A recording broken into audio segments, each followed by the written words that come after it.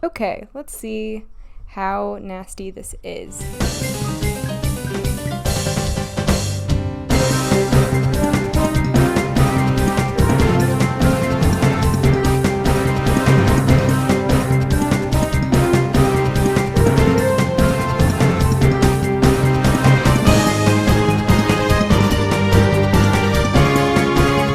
Hi guys, welcome back. Sorry if my lighting changes significantly throughout the period of this video. So, where did we leave off last time? Well, I'll tell you, our characters were not doing mentally well last time. They will try to get over that. So Aphmau's year is basically Aphmau having a year. Everyone who was at the cabin trying to keep this Ultima thing kind of on the hush-hush. We start off strong, everyone throws Aphmau a birthday party, but she is still very sad. And all she can think about is, oh my gosh, Aaron's not here. Buddy, that was what we were trying to forget about. The fact that Aaron is recovering away from us. She's learning how to do magic. We're introduced to the idea of Travis acting real weird. Ever since everyone came back and Lucinda came home with that cool potion book by the snake-eyed man, Travis has been acting funky around it. A book? And here I was thinking you were all self-taught. Where did you get that book? Travis? Either way, it looks really cool. Oddly enough, after Lucinda shows him this book, the book just goes missing. And they're like, you know, maybe it's a touchy subject and we shouldn't confront Travis about it. Meanwhile, Travis's dad is in town. Travis's dad's name is Terry, and Terry is your average white guy dad. He's got them silver eyes, he's got a Hawaiian shirt. That should tell you enough about Terry. Here's the deal. Terry assumed that Caitlin was Travis's girlfriend. And not wanting to seem like a loser son, Travis did not correct him. And thus we have gotten to our first trope of the evening, the fake dating trope, which I particularly like in this situation and might, I don't know, bear some fruit. Caitlin declines this whole fake dating thing at first, but Terry seems like a nice guy, and right now Caitlin and Travis, they're at good friend terms. She's just a friend. So she's like, fine, I'll let this happen for a little bit, but after that, no siree. Remember when Travis was acting weird? Well, he's acting weird again. Caitlin brings up the fact that when she was younger, her little brother got attacked by werewolves. I've always been so cautious of Aphmau around werewolves. To be honest, I still am. Why? They tend to be violent. Caitlin's low-key racist, but that's fine. No, it's not. Evil Travis is all like, have you heard about the Ultima? I'll tell you a little tale. We love character depth. Meanwhile, Aphmau is going through some weird phases. This whole trauma thing is affecting her hard because she is dressing up like a werewolf. I don't know if this is problematic or not, especially because all the like racial ties that they have to being a werewolf. Leave your thoughts in the comments below. But regardless, after a year, we're on the plane. We're going to Starlight Wonderland. Let's have fun, guys.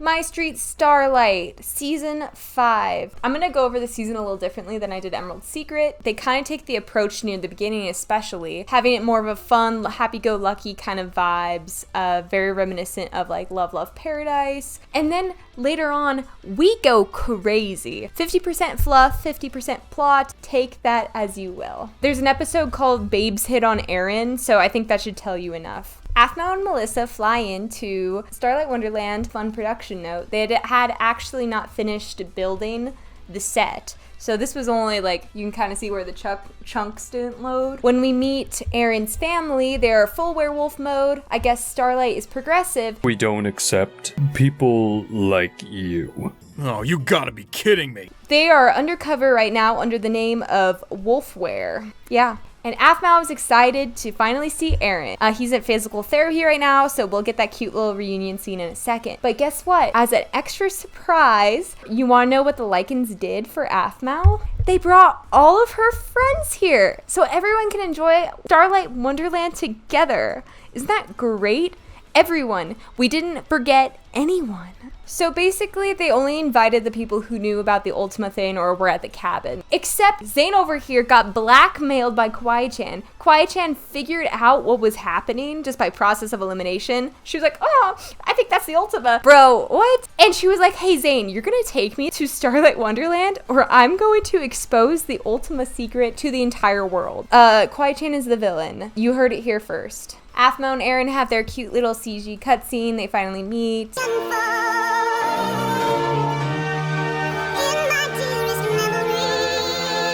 Final Fantasy music galore. We love it. Oh, you're a werewolf. That's okay. We can learn how to work with this. Also, they even brought the werewolves here. Like, is there no shame? Is there no no respect? So most of the season is a lot of hijinks. Aphmau Eren's plotline, Kawaii-chan and Zane's plotline, which is pretty short. It's just them falling in love, let's be honest. Travis, Caitlyn plotline, which is actually very interesting in my opinion. Garth's there. The actual plotline with this man right here, Eren's dad. His name is Derek. Don't forget the name because we're going to be seeing him quite a bit. Oh yeah, they're here too. To get the quick stuff out of the way first, Zane and Kawaii-chan throughout this whole season, they're kind of like low-key learning more about each other. Kawaii-chan's kind of been putting on this front this whole time to do all her like weird like, oh, Kawaii-chan. It's kind of been a front because she was like neglected as a child or something. Because I had hoped that someday someone would look at me with those loving eyes. Kawaii-chan. It's Nana. Her real name is Nana, and she actually is kind of smart. We hear her say she has more dimensions. Do we see that? It's debatable. They learn about taking things slow, which props to them, I guess. And then they kiss in a haunted house. Zane, I like you a lot. I just wanna feel alive. It's just what I do. So that's cool. Garth is here in this mix too. He's just the comic relief. Oh my gosh, the light. The light of God. Back to our favorite straight couple. This whole season, a lot of it has to do with Eren and Aphmau learning more about being a werewolf. Mainly Eren coming to terms with it, Aphmau being like trying to be more culturally aware of werewolves. And maybe I'm making too big a deal out of it. This is a Minecraft series from 2017. Aphmau's using her magic healing powers. She like helps Eren get rid of some of his scars. Eren's dad, like low-key has some guilt because when he had the Ultima curse, he killed a bunch of people, so he just doesn't want that to happen to Eren. War flashbacks, crying when falling asleep, you know. Aphmau's mom finally approves of Eren. Also, she has like a werewolf kink.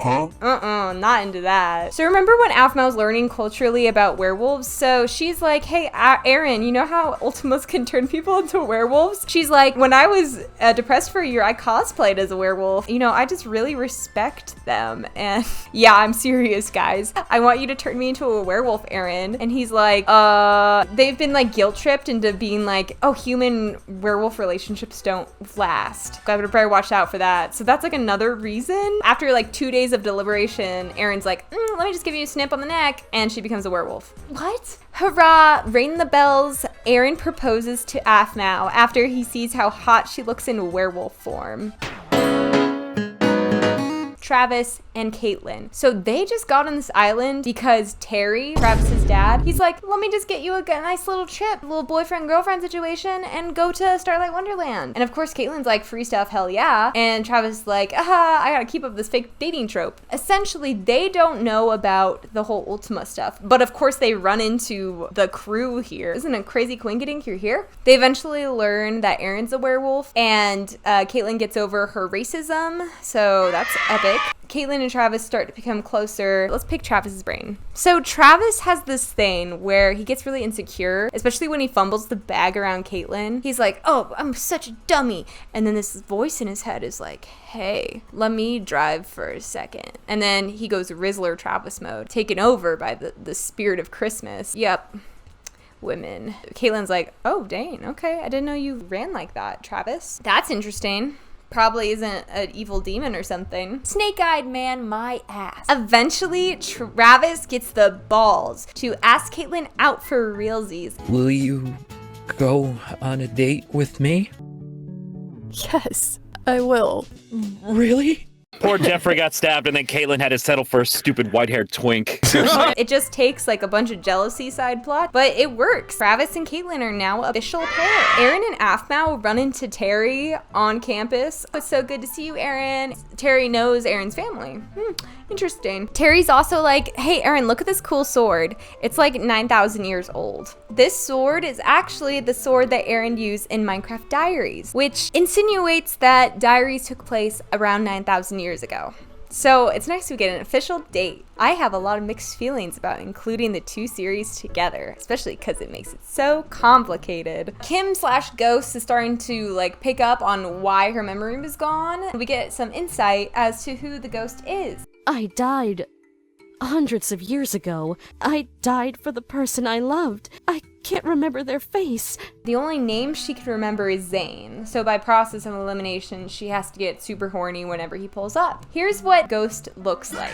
So remember how Lucinda's potion book got stolen when Terry was in town? You know, maybe it's a touchy subject and we shouldn't confront Travis about it. So Lucinda's like, I feel something real sussery about Travis's dad, Terry, so I'm going to sneak into his house and try to steal the potion book back. It doesn't work, but we see Terry acting real funky. Must have been my imagination.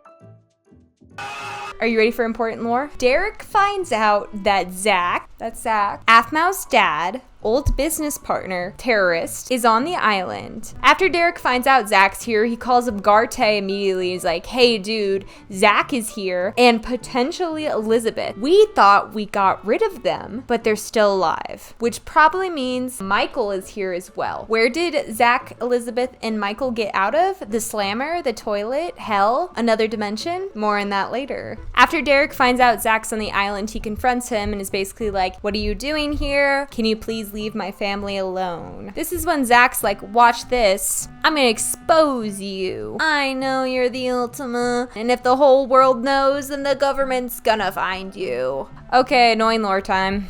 So we have Parent Team 1 and Parent Team 2 and extracurriculars. So this is Michael. He's a very charismatic guy. He starts a business with Zach, Elizabeth, Derek, and Garte. These are the wives. They don't matter because women don't matter in this series. I'm kidding. Haha. But they start a business selling potions. Elizabeth and Zach, they are doctors. Garte and Derek are businessmen. Over here, Zach, we find out, is a werewolf. But Aphmau's not a werewolf. She just got that recessive gene, I guess. But she's part werewolf. So I guess that whole thing of dressing up like a werewolf is okay now. This is Elizabeth.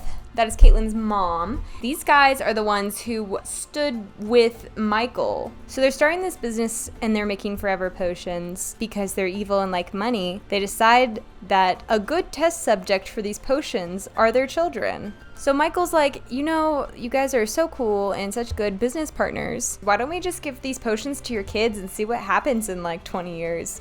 Also, if we need sleeper agents, like, we can just call on them. Anyway, so the kids that get the potions are as follows. Garth, Caitlin. We don't know if Aphmau got a potion or not from Zach, and Michael might have used one on his son, but it's not known. We were told this in Emerald Secret. Derek from the past felt really bad about this whole thing, but he was too much of a coward to speak up. He let these experiments happen, as well as Garte, but they both felt very weird about it. Once it got to Michael trying to convince Derek to use a potion on Aaron, Derek was like, okay, now this is my kid we're talking about. I don't like how you're like using the fact that he's the Ultima to experiment on him. So I'm gonna tap out. Derek goes to Garte and he's like, dude, we need to get out.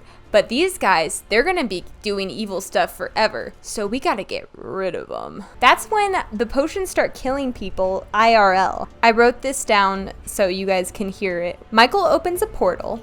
Garte and Derek Uno reverse and throw the bad parents and Michael into this portal to another dimension. I know Terry's here, ignore him. Derek and Garte take all of the potion stock and they disband the business. Then they both start their own slightly more ethical businesses. Here's the flush down the toilet squad. Michael, Zach, and Elizabeth. But they obviously got out because they're here on Starlight. Zach is going to expose the Ultima secret, putting all of the Lycan family in danger. Okay, it's finale time. So guys, take out your bingo cards. What do we think is gonna happen? It's the finale. Everything seems peachy and fine. Aaron and Aphmau are engaged. They haven't told anyone yet. Also, no one knows that Aphmau is a werewolf because that would be very ethically weird. And also, they have to keep the Ultima werewolf a secret. How would you explain Aphmau just immediately having ears now? You can obviously tell that Aaron and Aphmau did not think that hard about this. The whole gang is just out on the town. Aaron sees something in the distance. Dating?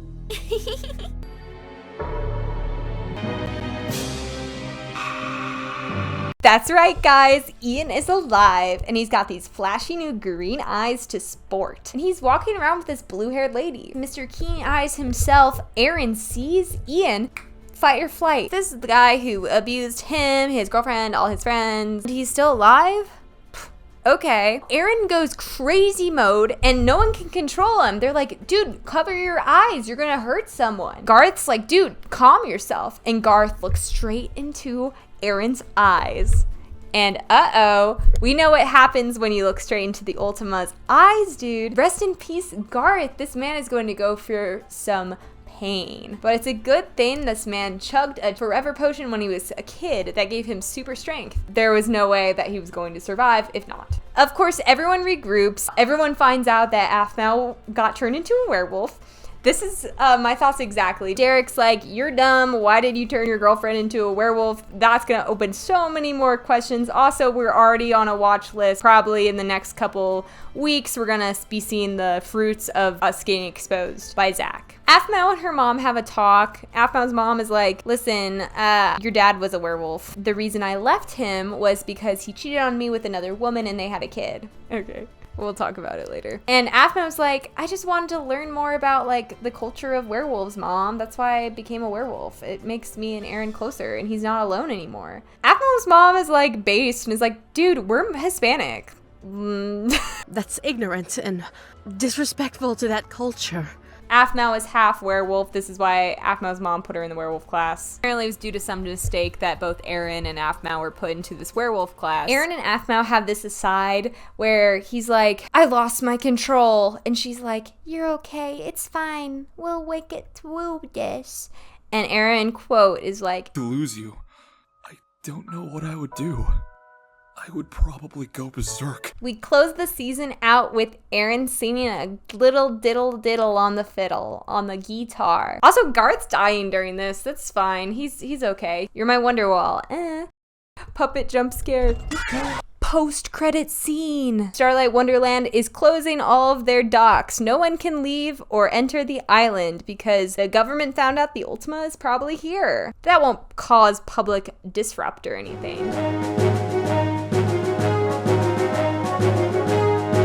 Woo, woo, woo! Season 6, everyone! So the level of production this season is actually really high. They weren't making diaries anymore at this point. It was taking so long to make these animated parts. The later episodes range from like 20, 30 minutes. So also, Jessica had a baby in the middle of the production. So dude, props to the grind. We have an amazing, crazy boat opening. This is Battleship now. This guy, Agent R, he was the bodyguard that was hired to protect Aaron. He's trying to get on the island amidst all this gunfire from the GF, not the girlfriend. We wish. It is the Guardian Forces, which is the government, keeping watch of the island, making sure no one comes in and out. But this agent guy, Agent R, he makes it onto the island to give a briefcase to the family. We finally see Garth in his werewolfness. They bring up that Aaron could probably change him back eventually if he wanted, because I feel like the writers were like, wait, if they took Ian's werewolfness away, they could probably just reverse the effects by anyone they accidentally turn into a werewolf. They all meet up at the hiding spot. Basically, the whole family is going totally undercover. They are hiding out on the island because the Guardian Forces, they're completely tracking them down. Everyone's posted up on boards, everyone associated with the Lycan family. Everyone on the island is trying to just ration out food, and now they have to worry about all of these government agents running around the island trying to find these people. Everyone's camped out. They're trying to make game plans. When Agent R finally gets there, he drops off the suitcase. We don't find out what this is until much later, but apparently it's very important. They're like, they have Seeger Knox, they have runners. We have the new Aaron t-shirt line. Dude, some of these merch drops, if only I had dollars when I was 12, because I regret not having these. Imagine me walking on campus in like a Zayn hoodie. I wonder if anyone would know what it is. There's some cool cinematography moments here, like this weird Kim moment. I don't mind taking this chip. Any idea on when Garth is getting back? Romaine takes on that responsibility. And I am Zayn Romaine. Michael is on the island, Rutrow. He's also basically the owner of the island, apparently, because rich people own everything, and he owns Disney World. He's like, our top priority is keeping everyone safe and contained on this island, but we also have to track down the Ultima. So everyone calm down, and he's really charismatic. He's got that deep voice. Also, there's this guy named Toby. I didn't know if I should cover his character arc, because he's like kind of important-ish. Basically, he's like, tracking down the Ultima has been my family lineage, and I'm here to protect the people. Good white-haired twink. I love me some Travis. Caitlin is going strong. They're really pissed that this island's getting blocked off, especially Caitlin. She's like, I want to get off this thing. They go down to the docks, and there's like protests and everything. Travis is feeling very insignificant, especially in the fact that he can't protect Caitlin. So he calls upon the evil little voice in his head and is like, hey, what can I do to protect my GF? I can help you.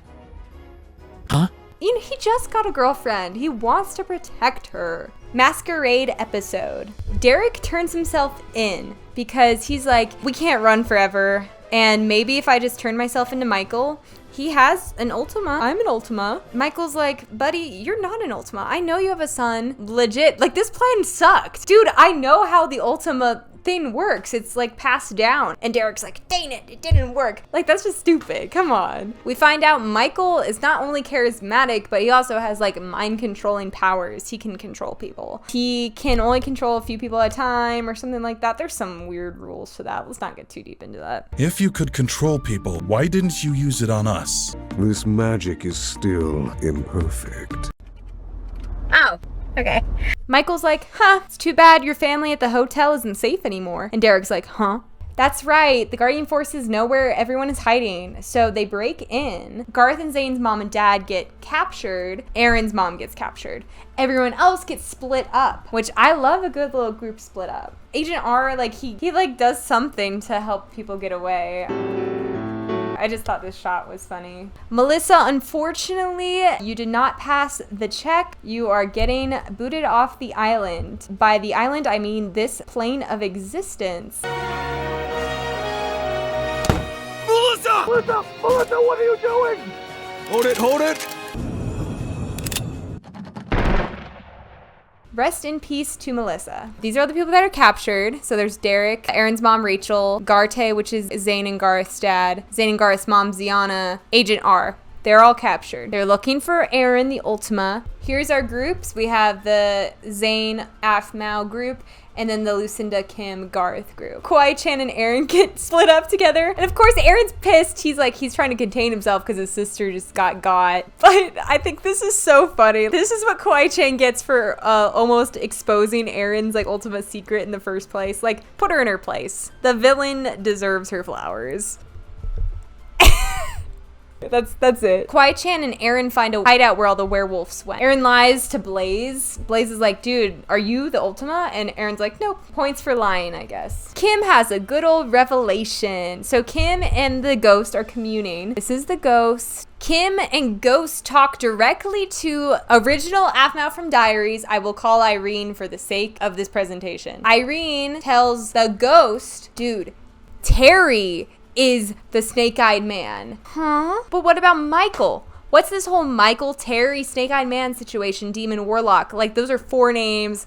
Are they 4 different people? Let's find out. Cut back to Travis and Caitlin. Travis is fully getting manhandled by this creepy voice in his head. Let me take control, Travis. I can protect her. And Travis is like, okay, fine. Take control. Match cut to Terry. Michael and Terry, same body, is being possessed by the demon warlock. Travis's last name is Valkrum, okay? So Terry Valkrum, Travis Valkrum. The Valkrum family line has been the host for the demon warlock. So back in Diaries, they were trying to kill all these people because, you know, we don't have a host, then we don't have a demon warlock. But they lived somehow, obviously, because they're here. The demon warlock, when he's like in control of this body, Michael mode, and when Terry has limited control, he can kind of drive. And it looks like the demon warlock is trying to slip into Travis's head now. Yeah, I don't know.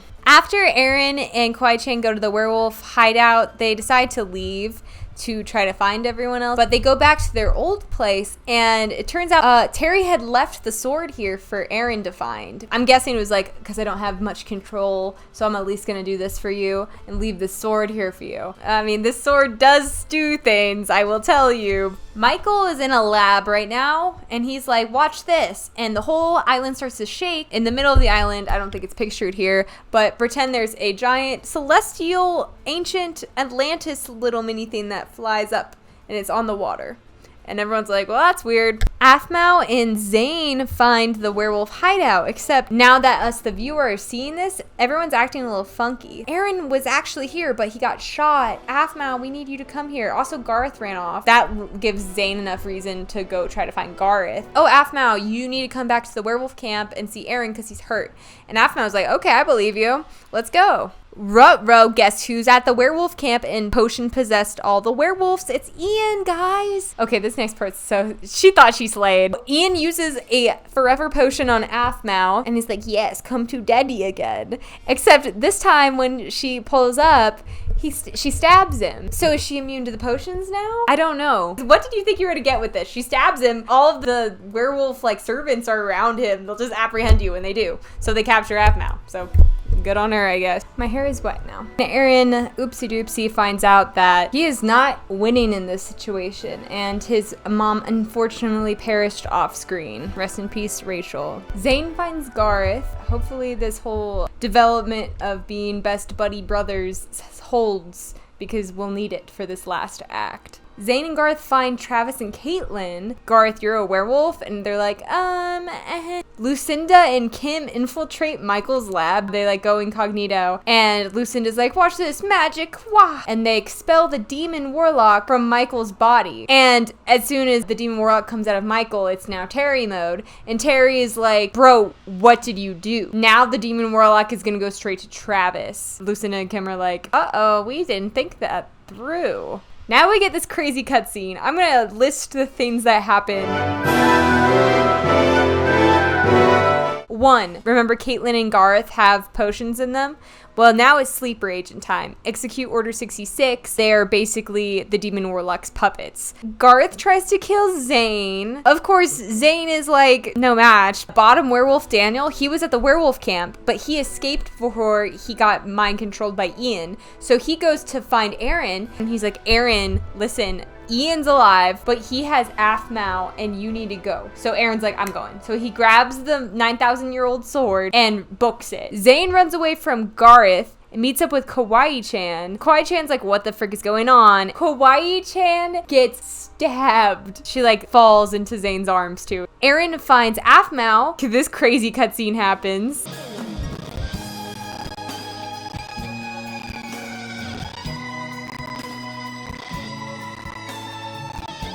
Aphmau gets power skewered. Our girls are in critical condition. Rest in peace to Aphmau. Now, do you remember when I said earlier, if anything happened to you, I would lose control and I would not be able to come back from it. So what's Aaron gonna do? Of course he's gonna go crazy mode. Aaron, he's like, no words. He grabs his sword, he leaves. My precious Travis and Caitlin. Oh my gosh. So Caitlin's mind controlled. She's sleeper agent. And so now Demon Warlock's like, what should we do with Caitlin, Travis? Don't you want to have fun with her? Oh, no. Yeah. It's messed up. So Aaron is disassociated. He walks in public like freaking Edward at the beginning of New Moon. Goes in front of everyone. Everyone's like, it's the Ultima. Everyone, boo, boo, you suck. And Blaze pulls up and he's like, you've done all these horrible things. You know, he doesn't really know, but he's like triggering all this bad stuff. Blaze is just mad that Aaron put everyone in danger. Aaron is not right there. So you know what he does? He kills Blaze. Rest in peace to our guy. I didn't talk about him at all, but he's dead. Ian pulls up, and then Aaron goes full werewolf mode. Like he's like Ultima werewolf now, like big wolf. Like 1v1ing Ian right now, who's on forever potion like steroids. So they fight. Meanwhile, Aaron just gives a good old looks at everyone, and everyone dies. There had to have been 100 or plus people. They just die because they all looked at him, and they're dead, like perma-dead. Ian, unfortunately, will have to boot you off the island. And by the island, I mean this mortal coil. There's a bad glare right now, but it's actually kind of gory. You'll win some, you lose some. Caitlin and Garth pull up, and they apprehend Ultima Aaron, and they bring him back to the secret base. That ancient relic that was like in the water, that ancient lab, it's called the Celestial Cannon, and we'll get more into what that is used for in a second. Toby, the security guy, he's like, oh, this is bad. I'm on the bad side. So he starts to do his whole vigilante shiz. Okay, this is what I was laughing about earlier when we found out that Aphmau has a secret brother. Do you want to know who the secret brother is? Place your guesses now. Zach is pissed. Why did you let Aphmau die? That's messed up. I'm her dad and I still love her. Demon Warlock Michael guy. He's controlling both Travis's and Terry's body, I think. I don't give a frick. Now you don't have any kids because both of them are dead. Oh, it turns out that Ian is Aphmau's brother. Ew! A moment of silence, please. Irene pulls up to a very emotionally distraught, like this is Aaron's inner world because he's in wolf form. Irene is like, dude, you gotta get up. You gotta move. I can only give you so much of my energy, bro. You keep dying. And Aaron's like, I don't want to live anymore. Basically, the demon warlock, he wants to turn Aaron into a relic. The reason he wants to do this is because if the demon warlock has a relic, he doesn't need to keep getting a host body and he can have all of his normal powers back. He's gonna use this cannon. It's gonna be a big beam of light on top of target zone right now, and it's gonna and turn him into a rock. Zach and Derek have a conversation about being dads. Derek is like, what are your real priorities? My wife is dead, my daughter is dead, and my son's about to become a rock. And both of your kids are dead now too. So literally, what was this all for? Money? The reason that Zach and Elizabeth have been helping is because they found out that the world is gonna end and there's nothing they can do to avoid it. Last days, might as well get hella rich, you know, cheat on your wife and stuff. I don't know, kind of messed up. So the cannon's about to go off to turn Aaron into a relic. Irene is like, do something. And then Agent R breaks Derek out of prison. And Derek's like, I know what I gotta do. I gotta be the cool dad. So last moment, Derek rushes in to the beam of light. There's this bubble that's like, it's breaking that Irene is protecting Aaron in. But last moment, Derek runs in and he takes the bullet for his son. Derek dies, he becomes this flaming coconut. Then we have this moment where I think it's like Irene gave the last of her power to protect Aaron, so they have this like moment they're chilling, I think. And we get a ton of Minecraft Diaries references. We get a little slideshow. Fun fact, this guy's name is Dante, and in the original Diaries, he and Kwai-chan actually had 2 kids. I hate this, okay, but I'm gonna try to explain it to the best of my ability. So Irene, she used the last of her power. So she goes to like the gates of truth, and it's basically like, dude, it's your time, you gotta go. And she goes into this house where people who've watched Diaries will recognize a few faces, but essentially the most important face we see in Minecraft Diaries, Aphmau had a daughter. And we see that girl here. I think her name is Alina. Her right here. So Alina, Irene pulls up, she's like, well, I'm dead now, but it's crazy that you're here. And Alina's like, now listen, I actually have this like wish. I don't know if it's like some genie in a bottle shiz, but she's like, I have a wish that I can bring one person like back. She has that little token, I guess. She's like, hey, I will give it to you, mom, because that's her mom. And is like, I'll give it to you, or you can give it to the recently deceased Aphmau who can maybe, you know, save the world or something. Blaze is here because he died, but he's like, I'm chill. Irene is like, you know, Aphmau from this world, I'll give you my chance at life. So Aphmau's alive again. Terry pulls up, and I hope I'm getting it right where they're the same body. But Terry's here. He's a good guy. And he's like, I know I've been sus, but it's because he lets everyone know about the whole lineage thing. He tells them all about how Michael needs this relic.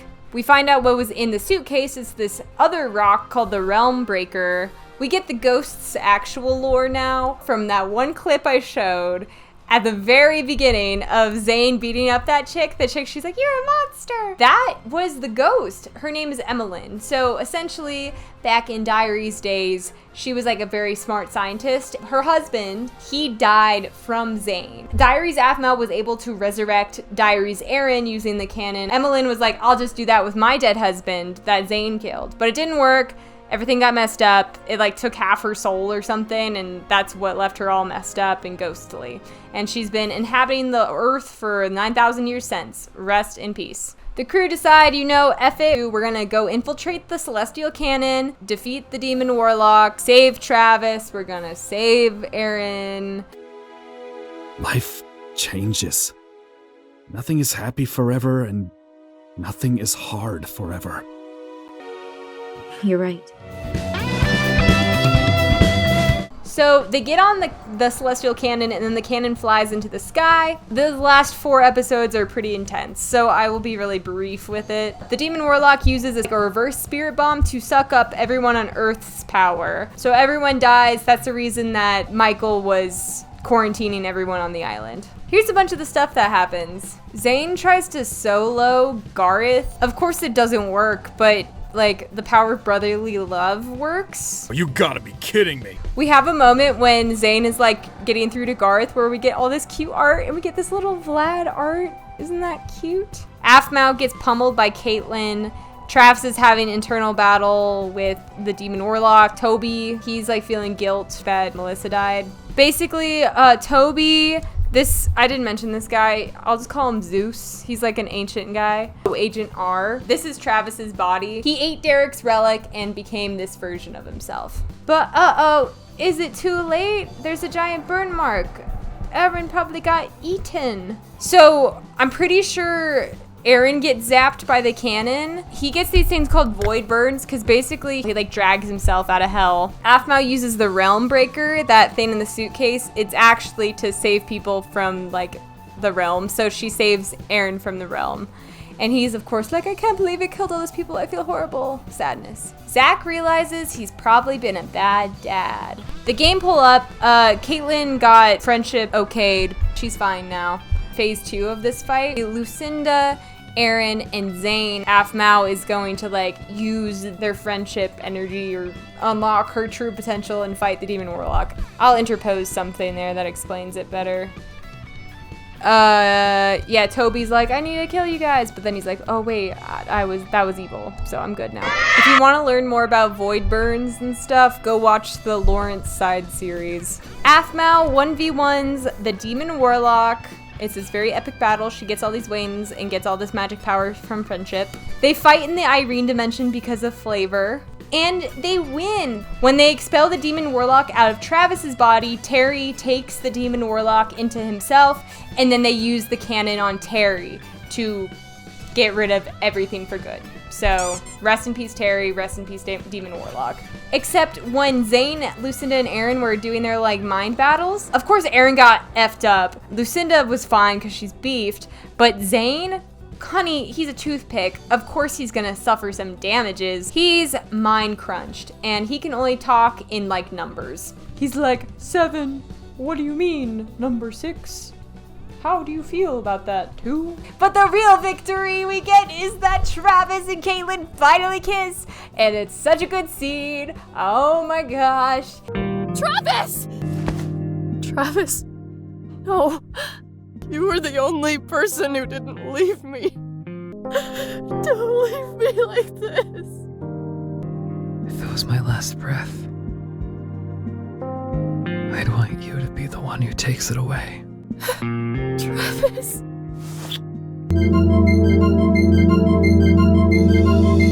We have this last shot with like Aaron and Aphmau before they get rescued.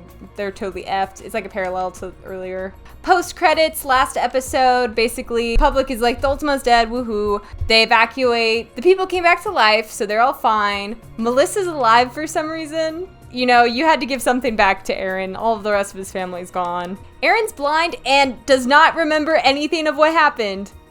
He has amnesia. Travis has a monologue about how his dad was trying to do what was best, but just, you know, the best that he could. Melissa and Aaron go on a little boating trip. They're gonna take a break. Aaron's like, the only thing I remember is my best friend from Final Fantasy. And Melissa's like, Post credit scene, Zach and Elizabeth and Garte are all alive, and basically they're like, well, the end of the world's gonna happen. Something else is going to happen too, and we're gonna do something about it. Very vague. And we end the series with Aphmau and Travis, just how we started. The Not Alone Bunnies are united. And that's the end. That's the end, guys. There's nothing else. Oh my gosh. Her wish. This is the Maruki ending of Aphmau.